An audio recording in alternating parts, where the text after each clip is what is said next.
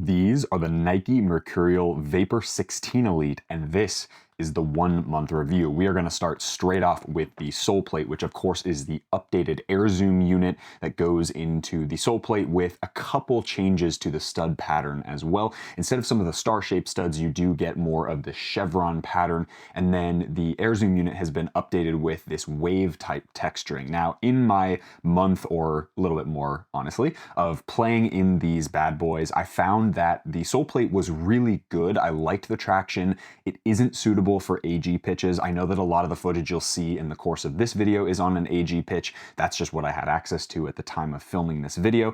However, I would recommend going with the AG model of the Vapor 16 Elite if you are interested in something that's going to be a hybrid between AG and FG, or you're looking for something that's predominantly for an AG surface if that's what you play on.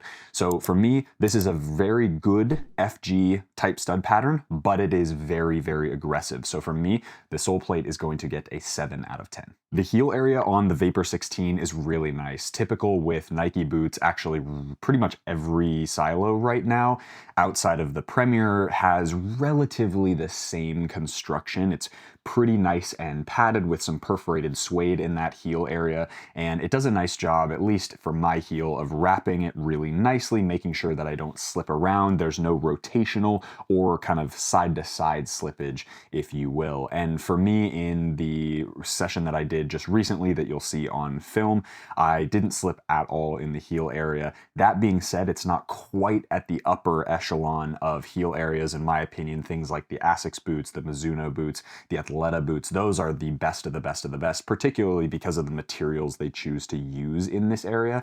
And I do think this is a heel area that's going to fit most people, but there are going to be particular cases where certain people with a larger heel area or a really thin heel area aren't going to fit into it as well. And so for me, the heel area gets an 8 out of 10. The upper of the Vapor 16 Elite is where this boot shines. This is one of, if not the best upper from a synthetic perspective, so that's including synthetics and knit materials on the market today. It's an absolutely fantastic upper. It's very thin, it's very responsive, it does a really nice job of just wrapping your foot super well, and of course, the Nike Grip Knit is one of my favorite materials on the market today. Of course, with the GX1 and GX2, we saw it kind of elevate itself with a little bit of a thinner upper, and then it got put into the Vapor, which of course is even more thin, and so you just get this incredible sensation of control and also barefootness and also kind of that speedy feeling with this upper. And so for me, it doesn't really get much better than this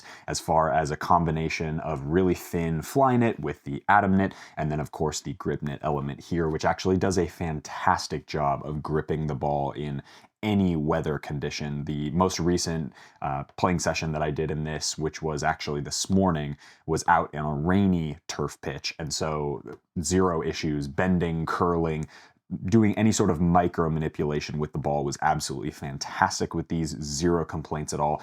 The only thing that I would keep in mind if you are going for a Vapor 16 Elite or a Superfly 10 is to make sure that you get a colorway that's actually grippy. So with the new Cosmic Speed colorway, that new PVD coating that's on the top actually completely coats and basically takes away the grip that the Grip Knit is supposed to be. And so I very much prefer to play in something like this that's a little bit softer because it doesn't have that extra layer of coloring on it, and it also is actually that really nice waxy Grip Knit feeling. And so for me, this upper is a 9 out of 10. So lockdown on the Vapor 16 Elite is definitely less so than the 15 Elite. This particular colorway of the 15 Elite was probably the best it ever got because it had the extra rubber elements on it. Needless to say, because this upper is a lot softer, it's a lot thinner than the previous generation, you are going to get a little less lockdown. The laces do a nice job of holding your foot in tight, and depending on your foot shape, you definitely might have a little bit of slippage in here. Because I have a wider foot, the people who are like me, who have a higher volume foot, are probably going to fit in these perfectly with actually very little movement side to side or rollover or anything like that inside, especially if you're wearing grip socks. So that's probably what I would recommend regardless of the type of foot shape you have. That being said, the lockdown isn't quite as good as the previous generation, and it's not quite as good as even some of the other boots on the market that have a similar fit, shape, and feel, or are in the same kind of speed boot category. So for me, the lockdown of the Vapor 16 Elite is going to get a 7 out of 10. Break-in time for the Vapor 16 Elite was super, super impressive. And honestly, I was able to play in the Cosmic Speed colorway in a training session video that you guys will probably see at some point in the next couple weeks of the filming of today's video. I was able to step into those, and that has an extra layer of coating, no problem. And that's a Vapor for a wide-footed player, which is kind of crazy. So especially the ones that don't have any of that extra coloring on them, if it's something like this, or it's the light blue and dark blue colorway, I'm trying to remember the packs, different names, but you get what I'm saying. Any of the standard Vapor 16 Elite Superfly 10s are going to be fantastic from a break-in perspective, unless you have obnoxiously wide feet. In that case, I don't think the Vapor is for you anyway. But for those who do fit in the Vapor, it's one of those boots that it is hard to believe anyone would ever have break-in time. I think that was sort of the philosophy going into this boot when designing it. Nike really wanted to make a Vapor that was suitable for most people, and regardless of kind of where your foot was widest on the boot, you're gonna have a really nice and seamless sensation getting into the boot, breaking it in no problem, and especially if you're playing in wet weather conditions like I was today, it's going to break in super, super fast. Obviously, these are already broken in, but you get the idea, right? Wet conditions, softens up the boot a little bit, and then you go from there. So for me, break-in period of time gets an 8 out of 10. Durability and build quality of the Vapor 16 Elite has been really good so far, and I've worn these on artificial ground, I've worn these on firm ground, worn these in training sessions and in a match. So for me, this is one of those boots that has held up actually better than I thought it would. I know there was a lot of issues with the previous generation AG model that the Soulplate was all over the place. Fortunately for Nike, the FG models seem to have zero issues. There was a few Soulplate cracks that I had heard about. A mate of mine who played at Flower City had his FG ones crack, but after a really long period of play time, this has been like that. It's been very durable, no issues at all, which actually was a little surprising to me, particularly because around the seams, because the fly knit, or the atom knit, I should say, and the grip knit are so thin on this boot, I honestly thought these were gonna split in the first month or two of intensive play. And because I've actually worn these so much, all the chrome finish has worn off. Yes, it's still a little bit shiny, but it's very matted down and kind of gross looking now.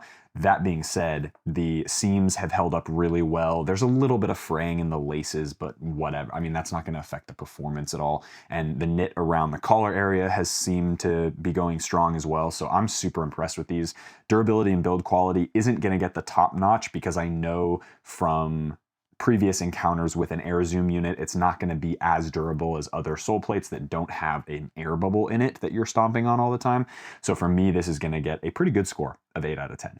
All right, now for shape and fit for the Mercurial Vapor 16 Elite. Now, I'm gonna give this a pretty high score for one particular reason, and that is because the shape and fit is actually quite neutral compared to, number one, a lot of the competitors on the market, but number two, past Mercurials. A lot of Vapors, Superflies in the past have been super narrow, very, very difficult to fit in for wider foot shapes. Yes, that was on purpose because the silo looks really, how would you say, very streamlined, very low profile, all of that stuff. However, I think the more neutral shape, little bit more ergonomic toe box area, plus the width because of that upper material with the atom knit and the grip knit really makes for a superbly comfortable football boot that will fit most people. And for that reason, the shape and the fit is going to get an 8 out of 10. All right, so where does this fit amongst some of the competition? Now, I'm gonna go through an entire list of the competitors, and I want you guys to tell me down in the comment section below which one you prefer. So we have the F50 from Adidas, we have the Ultra 5 and the Ultra 5 from Puma, we have the Razor from Skechers, we have the Velocita Matrix from Umbro, we have the Alpha, the Morelia Neo, and the Neo 4 Beta from Mizuno. You could consider the X-Fly Pro 2 from Asics as well. There's a lot on it's a Sokito Scudetta, which is a new one as well. So there are a lot of speed boots on the market right now. Where does this stack up? For me, It's one of the best uppers because I love grip elements on my uppers. And in terms of a boot that I'm going to play in, this is again, completely personal preference. In terms of a boot I want to play in, I think grip elements, especially subtle ones like the grip knit on the Vapor 16, excellent, excellent, excellent, because it's going to allow you to do whatever you want and manipulate the ball in ways that you maybe wouldn't get that extra percentage with a boot that is kind of slippery like a Razor. That being said, the Razor fits my foot a little tiny bit better than this one does. So for me, I'm going to stack probably the Mizuno Morelia Neo 4 non-beta at the top. The Scudetta is probably second. This is probably third.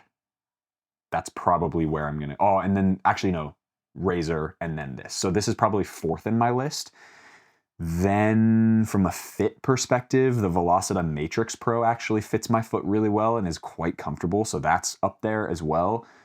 Then maybe F50 and some other thing. F50 just doesn't fit me that well. From an objective perspective though, this has to be in the top 3 just because they are so light, they're so thin, they fit pretty much everybody, and the Air Zoom unit is something that I think a lot of people are gonna enjoy, and the fact that it's in both the AG and the FG model is really, really cool. All right, from a performance perspective, how do these stack up? You guys know I love the GX2. It's probably one of my favorite boots on the market right now. It is definitely one of my go-tos on the market right now. This is very close behind that, particularly because I get the same technology, I get the same grip elements that I really have loved and really have learned to love, having played with the GX1 and GX2 for a couple of years now. It's a technology I trust. The Air Zoom is fine. It's not my favorite, but I know that a lot of people really love it and really enjoy it.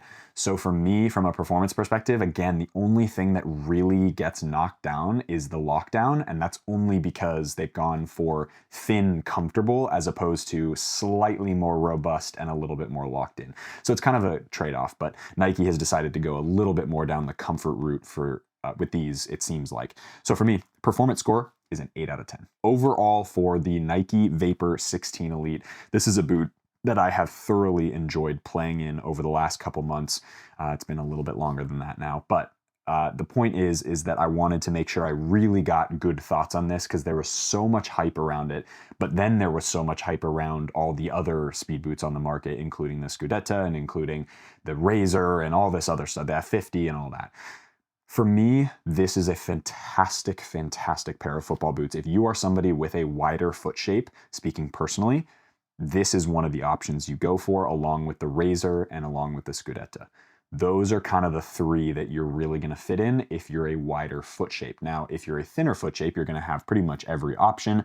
This, I think, is still, this has to be on your list. At least from a comfort perspective, they are pretty remarkable. The upper's amazing. The sole plate's good. I like that they have availability in AG as well. And that's one thing that I think Nike has done really well recently is they've actually produced several colorways in the AG model, so they are available for players looking for them. At least they're available here in Australia, and I know in America as well. So go pick those up if you are somebody who plays on a hybrid pitch, because this particular sole plate is way too aggressive for AG in my opinion. At least that's what I would prefer. Makes for good filming though. So AG pitches they're consistent, they're flat. You get what I mean. Point being, great football boots. Definitely one of the best of the year so far, and they will absolutely be making the top 10, I would imagine, for Boot of the Year 2024. And you can stay tuned to see how these stack up. So final score overall for the Vapor 16 Elite for me has to be an 8.5 out of 10. They are this close to being the top of the top of the top for me. And yeah, I really, really like these football boots. So if you guys enjoyed today's 1 month review, hit that like button, subscribe to the channel if you haven't already. If you guys are interested in either the miter balls or the WeFoot grip socks, both of which are products that I endorse because I reached out to these companies that I use in my videos, you can find the links for discount codes down in the description box below. Tag a friend in the comment section, and I want you guys to tell me which 1 month review you guys want to see next. As always, be awesome, take care. I'll see you guys in the next video.